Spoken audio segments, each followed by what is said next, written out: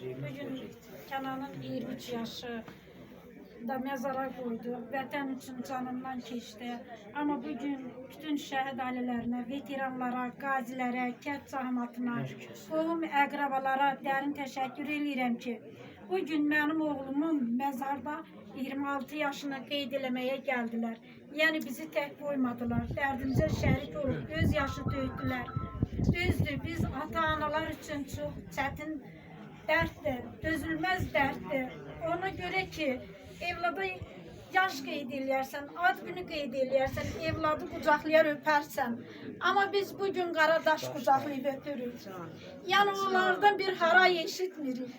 Mən buraya yığılan bütün cəmiyyata, bütün qohum əqraba, qazilərə, veteranlara, şəhid ata-analarına öz dərin təşəkkürümü bildirirəm. Şəhid ata-anaları gətirdiyiniz dərdə Kənanın anası qurban. Axdığınız göz yaşına, əziyyət verdiyiniz əhlarınıza qurban ki, bugün bizi tək qoymadınız. Bugün torpaq altında 26 yaşı tamam olan, hiç görmürəm ki, balam necə yaşlanır, necə qocalır. 23 yaşında mezara koydum.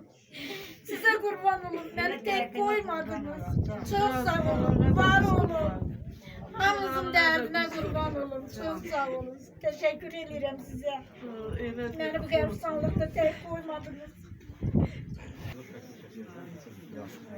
26 yaşın mübarək olsun, qəhrəman qardaşım.